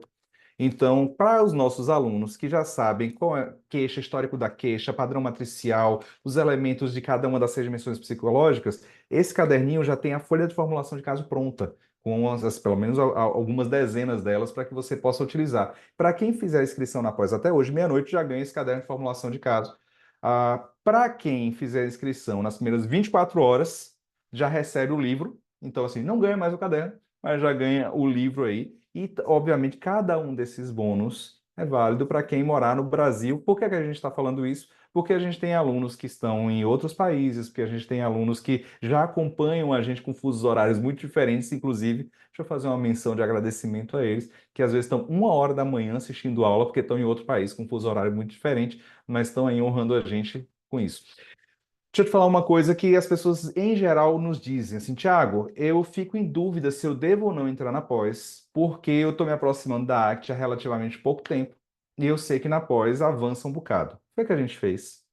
Todos os nossos alunos da pós, isso vale para a turma 1, isso vale para a turma 2 também, todos os nossos alunos têm acesso a todos os nossos outros cursos. Por exemplo, a gente recebeu uma mensagem esses dias, quando eu falo esses dias, já faz umas 3 semanas isso. Há umas 3 semanas atrás, de um aluno dizendo assim: eu estou sentindo que eu primeiro preciso entender alguns conceitos da análise do comportamento para poder entender isso. Bom, a gente tem um curso lá, Conceitos Básicos da Análise do Comportamento Aplicados a Terapias Contextuais. A gente tem um curso que está disponibilizado para os alunos, à parte. A gente tem um curso que é só, assim, falando sobre um instrumento para ACT em grupo, que é o Mapa da Vida. Ou seja, nós fizemos de uma forma que se você já tem 30 anos de terapia de aceitação e compromisso, e aqui eu não estou falando da boca para fora, porque tem aluno nosso que já tem 30 anos de ACT. Se você já tem 30 anos de ACT, ou se você está chegando agora, você tem todos os recursos que você precisa para que você compreenda o modelo que possa utilizar ele na sua prática clínica. Todos os nossos cursos, inclusive a formação ACT, já ficam disponíveis para quem é aluno da pós. O valor da pós, obviamente, a gente puxou de uma forma que ficasse viável, porque se a gente fosse contar com todos esses cursos menores juntos, para quem já me acompanha há um tempo, sabe qual é o valor da formação, por exemplo, dos nossos outros cursos, sabe que o valor de 15 mil reais, de fato, não é um valor que pagaria isso tudo. Só que a gente, ainda para a segunda turma, ainda segurou isso e deu um voucher de 4 mil reais. Então, na verdade, a pós não mudou e o preço dela continua sendo, para os 2 anos de acesso, 11 mil reais. Se você já pesquisou um bocadinho e já viu pós-graduação em arte com um perfil semelhante ao nosso, porque não dá para dizer que que a outra pós que tem exatamente esse perfil no mercado, você sabe que, não, que o preço não é esse. A gente conseguiu fazer isso porque a gente já trabalha com o mundo online há um tempo, então a gente já tem toda uma estrutura que dá base para isso. A gente já trabalha com ensino online há um tempo. Então deu para a gente manter nesse valor que é 11 mil reais, ou então 18 vezes de 666,70. Agora, se você já é aluno da formação ACT, esse não é o valor. Se você já é aluno da formação, entre em contato com a GI, com a equipe da gente, porque você tem um valor diferenciado. A gente está me lembrando que pode ter alguns de vocês que já fizeram o nosso curso ACT na prática, que foi antes da formação ACT. Quem fez o curso ACT na prática também procura a equipe da gente, que o valor não é esse. Já é diferenciado para você, já tem um abatimento nisso. Então, quem foi aluno nosso ou do curso ACT na prática ou da formação, não é esse o valor da pós. Ou seja, o valor que já é baixo, que é de, Tiago, não é baixo porque é um investimento alto. Eu entendo isso. E eu entendo que é um investimento mesmo para muita gente. Só que o que eu quero dizer é que ele não paga o valor que é essa especialização nesse 1 ano e meio, 2 anos. Na verdade, a gente conseguiu segurar isso usando toda a base que a gente já tem, toda a estrutura que a gente já tem. Então, o valor dela, dessa pós-graduação, é 11 mil reais, mas se você já foi nosso aluno do curso Arte na Prática ou da formação, procura a equipe da gente, porque é um outro valor. Deixa eu só esclarecer alguma coisa antes da gente voltar para a nossa aula. Para todo mundo que vai fazer a matrícula, o valor da matrícula é o mesmo, é 500 reais. Ah, Tiago, mas o meu valor vai ser diferenciado porque eu sou da formação e etc. Mesmo assim, o valor da matrícula é igual para todo mundo. Depois que você fizer a matrícula, nossa equipe vai entrar em contato com você para poder fazer o seu plano de pagamento, que pode ser 10 vezes, pode ser à vista, pode ser 18 vezes, sei lá. Vai fazer o plano. Aí esse valor de R$ 500 é abatido. Então, na verdade, você não vai pagar mais 500. Esse valor de R$ 500 vai ser abatido do seu plano de pagamento. Mas para a matrícula, a gente precisa que o valor seja igual para todo mundo. Então, o valor da matrícula é de R$ 500, vai ser abatido a partir do plano de pagamento que você escolher. Então, se você já é nosso aluno ou se você está chegando agora, matrícula é o mesmo valor. Agora, quando você clicar lá, eu não quero que você se assuste quando você fizer a confirmação da sua matrícula. Quando você clicar que fizer a confirmação, vai aparecer a possibilidade de você se inscrever para o nosso evento presencial. Por que que isso vai acontecer? Porque para os nossos alunos, o valor do evento presencial ele é mais baixo. Então não faz sentido você entrar agora e pagar o valor mais alto se você quiser vir para o evento presencial em Salvador. Então, quando você fizer a sua inscrição, vai abrir uma janela para você dizendo se você quer ou não incorporar também o valor do Act Experience, que é o nosso evento presencial. Então, não te assusta quando você for lá confirmar, porque é exatamente isso que está acontecendo. Diga, Gi. É, tem gente perguntando se o valor de 11 mil cobra do limite no cartão. Não, apenas as Ok. mensalidades. É porque eu não estou olhando o chat aqui, a gente está me dizendo que tem gente perguntando o seguinte, mas será que eu tenho que comprometer o limite de R$ 11.000 no cartão de crédito? Não, porque tem um modelo de cobrança recorrente, creio que é esse o nome, que só puxa do seu limite o valor da prestação mensal. Então, não, você não precisa utilizar o valor de R$ 11.000 ou o limite de R$ 11.000 no seu cartão de crédito. Dá para você fazer isso só debitando o valor que você vai pagar mensal mesmo, e aí você não complica todo o seu limite do cartão nesse valor. Deixa eu te falar logo, essa é a última oportunidade de você entrar na lista de espera, porque depois a gente já vai liberar o link de matrícula para nossa aula 2. Então, para quem está na lista de espera, em 10 minutinhos, é isso, Gi? Em 10 minutinhos vai ser liberado o link? Não. Então a gente está dizendo que eu estou errando tudo aqui, me diga aí. Quem Hum. está na lista de espera vai ser liberado agora. Ok, então se você está na lista de espera, vai ser liberado agora. Após 10 minutos. E depois de 10 minutos, você vê como é que funciona. A gente tá olhando assim, leia, fica mais fácil. Sim, você sabe da aula, mas você tem que aprender a ler esse negócio. Depois de 10 minutos vai ser liberado nos demais grupos. Mas quem está na lista de espera, já está liberado lá o link. Você já pode fazer a matrícula, já pode ser nosso aluno agora, se você já está na lista de espera. Daqui a 10 minutinhos, todos os outros. Podemos voltar então para a nossa aula? Vamos lá. A gente passou de notar, narrar, nomear. Mas por que a gente faz isso? Lembra da nossa paciente? A Celina, ela tem uma intensidade que ela mesma chama de impulsividade, e ela diz: eu me sinto inadequada e eu não quero que o meu filho passe mais por isso, principalmente que ele não passe mais por uma condição como foi a de internação. Nós já conseguimos nomear e esse padrão matricial dela é a guerreira. Mas ok, para que que a gente faz isso? A gente faz isso para que ela desenvolva a habilidade de reconhecer a guerreira quando a guerreira acontece. Reconhecer pelo menos em dois contextos. O primeiro deles é na relação terapêutica. E para isso eu tenho que chamar a sua atenção para o fato de que em relação à flexibilidade psicológica, você não pode levar o seu paciente a um lugar em que você nunca esteve. Deixa eu olhar para vocês aqui um pouquinho. Já só, eu tenho batido nessa tecla bastante frequentemente. Quando a gente fala de flexibilidade psicológica, a gente está falando de uma habilidade para que você consiga ter um acolhimento da sua experiência e que você se conecte com o presente. Você que é terapeuta não tem condição de mobilizar isso se você mesmo não exercer flexibilidade psicológica. Nós não estamos falando que o terapeuta tem que ser um ícone, tem que ser assim, o modelo de vida do paciente. Não. Eventualmente, um terapeuta pode ter dívida na praça e você não quer necessariamente que o seu paciente tenha dívida na praça. A questão não é essa. A questão é que se você não tem as habilidades de flexibilidade psicológica, você tampouco vai ser capaz de reconhecer o que está acontecendo na relação terapêutica. Pense comigo. Olha o meu jeito de ser, que é mais analítico, que é mais organizado, para uma paciente como a Celina, que entra na sala já parecendo um furacão. Você já teve paciente que não fica sentado na poltrona? Sim? Alguém aqui já teve paciente que levanta durante a sessão? Então, Celina ela levanta a sessão toda. Ela tá falando para você e daqui a pouco ela começa a ficar intensa, eleva o tom de voz e levanta e começa a caminhar na sala. Veja a dificuldade que alguém que tem um repertório como o meu, que é mais assim organizado e etc, lidar com isso. Só que como é que a gente lida com isso? A gente precisa, na relação terapêutica, desenvolver flexibilidade psicológica para que o terapeuta perceba o impacto dela em mim. Perceba que quando ela age dessa forma, eu tenho uma série de sentimentos que me dificultam, por exemplo, de conversar com ela falando o que eu acho que seria importante ser falado ali. Eu fico inibido em estar na presença dela, entende isso? Só que o que é que eu faço? Eu preciso exercer flexibilidade psicológica, que é eu me dou conta do que está acontecendo. Eu acolho isso a partir da minha história, mas eu continuo com o compromisso de ser o terapeuta que ela precisa que eu seja. Então, quando a gente fala de reconhecer, primeiro lugar que a gente vai reconhecer isso é na relação. Ou seja, onde a guerreira aparece? Ela aparece comigo. A guerreira tem um impacto na relação comigo. E a minha proposta é que eu não vou ajudar ela a brigar ainda mais com a guerreira. Pelo contrário, o terapeuta não luta contra o padrão matricial, ele ressignifica o padrão matricial. Veja que quando você faz a narrativa, há um significado novo. Foi esse o padrão, foi a guerreira que te protegeu e ela está aparecendo aqui na relação comigo.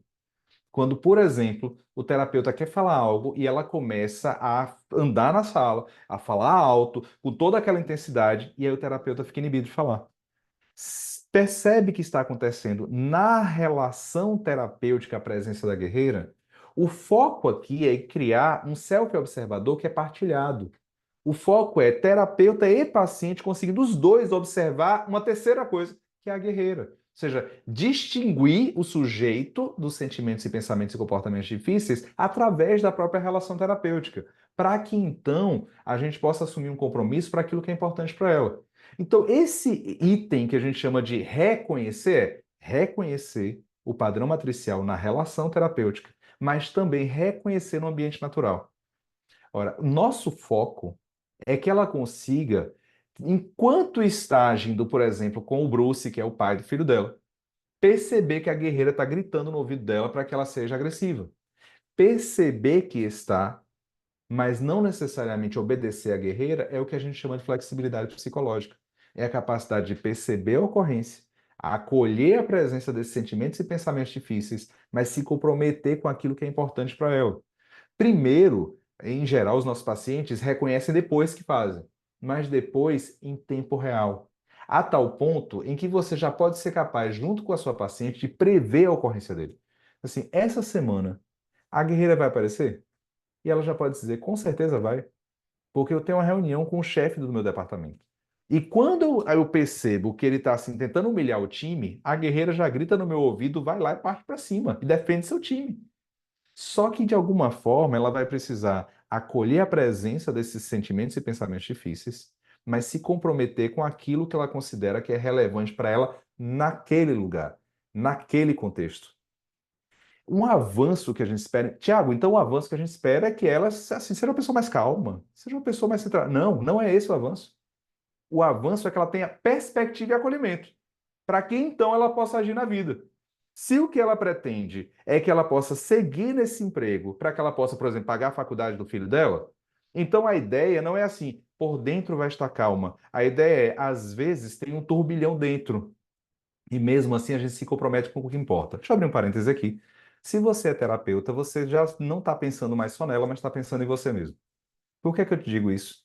Porque eu acho, nós temos aqui 310 pessoas agora aqui com a gente.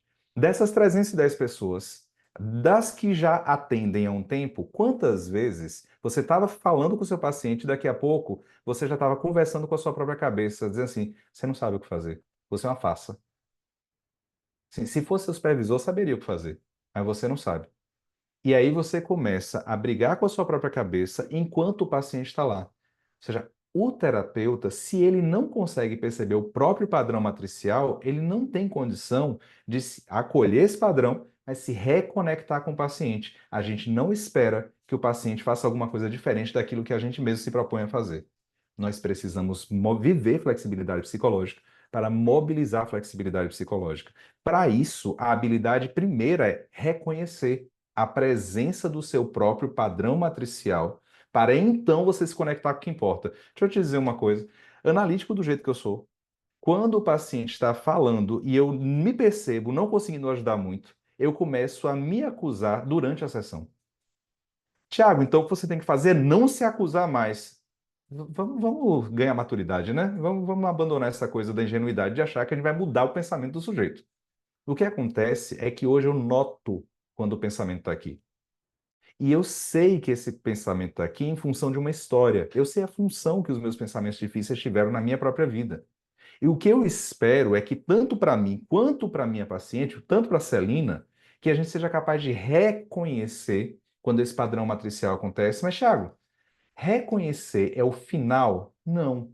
A gente caminha para uma integração. E se você entender o que é integração aqui, eu acho que você vai entender os 5 elementos. Então, veja, pensa comigo. A gente começou em notar os eventos.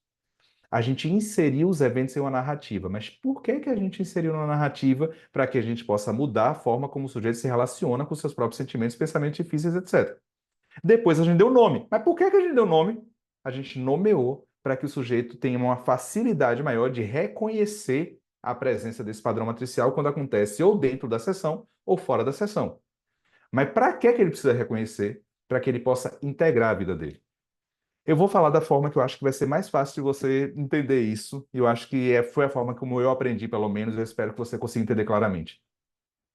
Se você aprendeu desde que você era guria que você é inadequada, e se a sua cabeça aprendeu a contar a história que você é inadequada, não espere que você pare de se perceber dessa forma para que você seja a terapeuta que você precisa ser. Simples assim. Tiago, mas não é muito otimista, né? Não, não é otimista, é mais realista mesmo. Você aprendeu durante 60 anos da sua vida, durante 50 anos da sua vida ou durante 25 anos da sua vida, você aprendeu a ter sentimentos de insegurança. E você realmente espera que você vai conseguir se sentir segura para depois você conseguir ser um terapeuta? O ponto é, a gente reconhece para que a gente possa integrar no nosso caminho. O paciente nos procura para vencer a luta contra a subjetividade dele. Você que é terapeuta, ajuda ele ou ela a ressignificar a luta que ela já estava tendo ao longo de sua vida. Isso faz com que tanto a paciente quanto você que é terapeuta possam sentir coisas difíceis, reconhecer a presença dos sentimentos, mas se comprometer com aquilo que importa de ser feito. A gente não espera que o paciente faça alguma coisa que nós mesmos não estejamos dispostos a fazer. Integração, portanto, é a capacidade que você tem de, uma vez que você já tem intimidade com o seu padrão matricial, saber que ele vai ser integrado em um caminho que é valoroso. Saia da sua mente e entre na sua vida.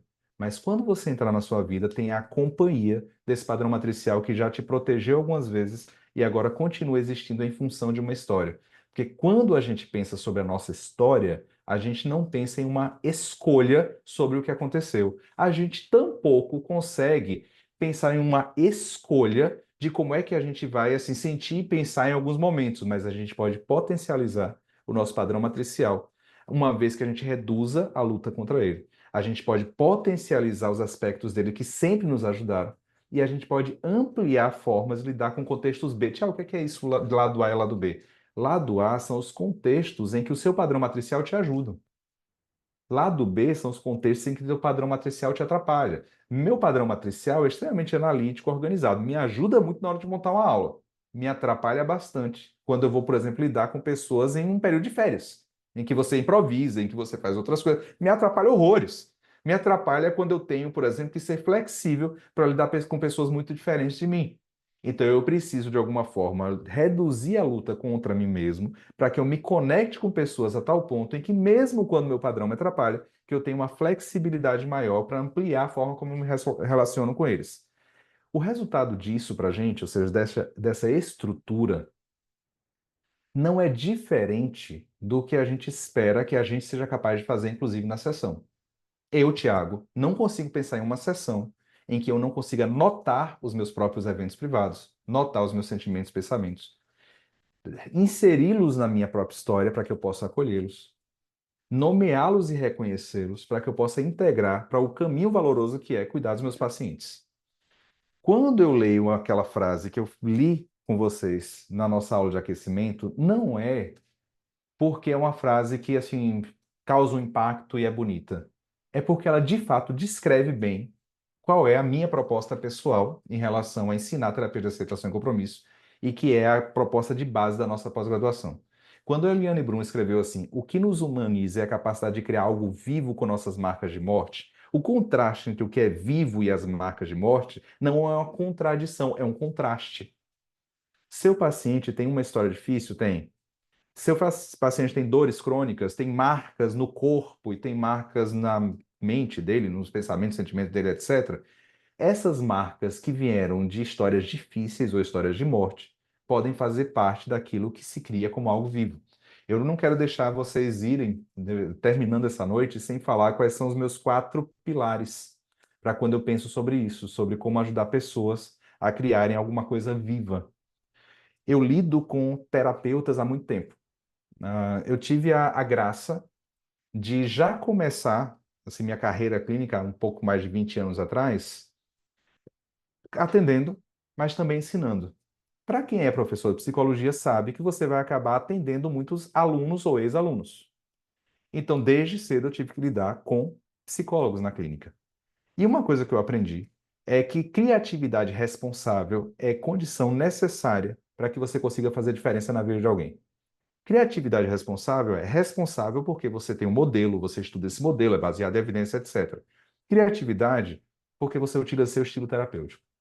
Assim, se você tem um padrão matricial, que é um padrão matricial assim mais analítico, como o meu e etc., usa o seu padrão matricial para fazer diferença. Mas se você tem um padrão matricial que é mais afetivo e etc., diferente do meu nesse ponto, que você gosta de estar perto, de abraçar e etc., para de brigar com você mesmo e começa a usar esse padrão para o serviço que é fazer diferença na vida dessa pessoa. A criatividade responsável é uma base do que eu acredito e que eu defendo na nossa pós-graduação.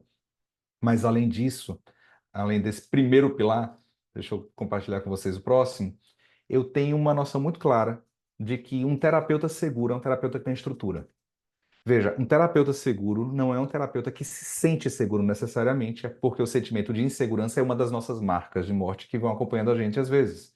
Mas um terapeuta seguro é aquele que tem uma estrutura que é uma estrutura aberta, que ele tem uma base para se guiar, que é o que a gente está tentando construir, mas que ele consegue aplicar isso a partir daquilo que a própria realidade demanda. Um terceiro pilar para mim é comunidade e valores. Deixa eu te falar uma coisa. Você provavelmente vai esquecer assim, uns 40% do que eu te falei hoje. Honestamente. Assim, a gente está juntos aqui há quase 2 horas. Você provavelmente vai esquecer uns 40, 50% do que eu falei. Você sabe o que que você não vai esquecer? As escolhas que você fez, enquanto eu estava falando. E uma escolha que é essencial para terapeuta é qual é a comunidade que você faz parte. Eu vou te explicar por quê. Todo mundo que atende na clínica sabe que a clínica é muito solitária, que a gente está com gente o dia todo, mas não tá. A gente está ali para eles, né? A gente não está ali com comunidade, não está ali numa relação que ela é talvez assim mais de um descanso para a gente. A mesa que você senta vai falar muito do terapeuta que você vai se tornar. A verdade é essa. Então, de uma certa forma, pense que parte da sua formação enquanto clínico é você se vincular a comunidades que têm os mesmos valores que você. Mesmos valores que eu falo, é de fazer diferença na vida das pessoas que estão te procurando. Que às vezes a gente está lidando com pessoas da clínica que têm valores muito mais relacionados a defender um ponto de vista, defender alguma coisa, etc., e muito pouco preocupados com o que é que faz com que realmente você seja relevante. Para mim, importa muito a mesa que eu sento. É claro que a gente poderia ter chamado outros professores para estarem com a gente, mas eu tenho tentado pescar pessoas que eu vejo que partilham um bocadinho desses valores. E eu tenho tido a graça de estar tanto na formação arte quanto na pós-graduação, dividindo a mesa com pessoas que estão muito pouco engajadas em defender assim uma coisa muito específica, uma teoria, etc., e muito mais engajadas em como é que eu posso ser melhor para as pessoas que me procuram. Depois desse tempo todo, assim, sendo clínico e sendo professor de clínica, eu acho que eu tenho uma clareza maior sobre o que é que norteia a minha prática. E assim, sobre o quanto que aprender arte é aprender uma prática.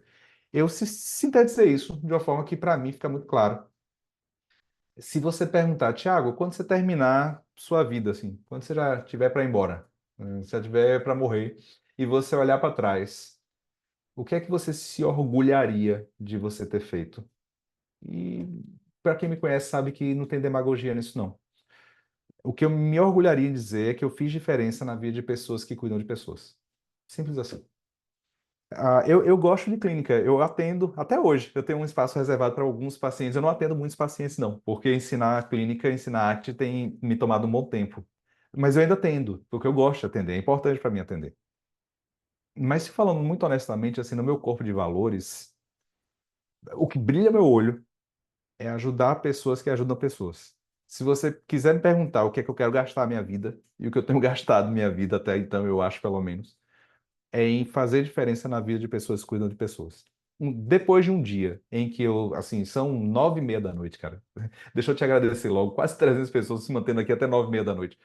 O que me faz terminar um dia em que eu tô 9h30 da noite e que eu tô cansado pra caramba, mas que eu tô feliz ao mesmo tempo, é saber que, assim, dessas 293 pessoas que estão aqui agora, vocês vão atender 5, 10, 15 pessoas depois. E esse negócio se multiplica. E aí eu consigo fazer diferença na vida de pessoas que vão fazer diferença na vida de outras pessoas, entendeu a lógica? Se eu puder te falar uma coisa, assim, alguns de vocês vão fazer após com a gente, outros não vão. Deixa eu falar com vocês que não vão, só para a gente finalizar. Para você que não vai fazer após, que não vai entrar nessa jornada com a gente. Skinner falou, e eu repito sempre, assim, o poder do terapeuta vem do fato de que as pessoas nos procuram em sofrimento. Então o que você faz importa, entende? Sim, o que você aprende, o que você estuda, importa. Porque as pessoas que estão te procurando são pessoas que sofrem. Quando você parar para pensar com quem que você vai criar laços, procure ver pessoas que estão mais interessadas em ajudar essas pessoas que sofrem do que em brilharem como sendo representantes de uma escola X, Y, Z. Eu posso estar sendo meio não sei o quê, falando isso, mas deixa eu botar meus valores em prática.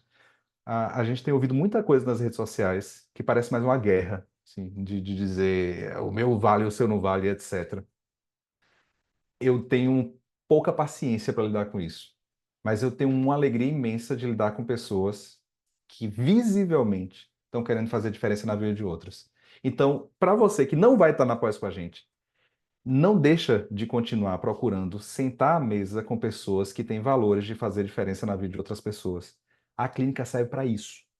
A clínica não serve para poder defender uma causa X da ciência. A clínica serve para ajudar pessoas que estão em sofrimento. Toda a essência do que a gente faz é isso. Se você tem um modelo que você acha lindo, mas que não te ajuda a ajudar pessoas, ele não presta para nada, desculpa te dizer. O sentido da gente fazer terapia de aceitação e compromisso, com ênfase no método das narrativas funcionais, é, em última instância, que a gente ajude pessoas a se relacionarem de uma forma diferente com a sua própria subjetividade, vivendo vidas que são significativas. Se você não tem isso, a clínica não serve para nada. Então, deixa eu agradecer vocês que ficaram comigo até quase 9h30 da noite. Para vocês que entraram e que estão com a gente na pós-graduação, a gente vai se ver um bocado aí. Tem muita coisa para a gente conversar, muita coisa para a gente viver. Para vocês que não vão estar com a gente agora, eu espero vocês em nossas aulas abertas, porque elas vão continuar acontecendo. E é sempre um prazer imenso estar com vocês, que são pessoas que amanhã, quando acordarem, provavelmente vão estar lidando com gente que precisa de bons terapeutas, terapeutas que têm uma disposição de fato a fazer diferença. Então, que seja assim para vocês. Um grande abraço, um bom descanso para todo mundo. Se tiver alguma dúvida, procura a nossa equipe. Você tem aí os grupos de WhatsApp e eu acho que é mais do que o suficiente para vocês. Um abração e obrigado pela companhia de hoje. Tchau, tchau.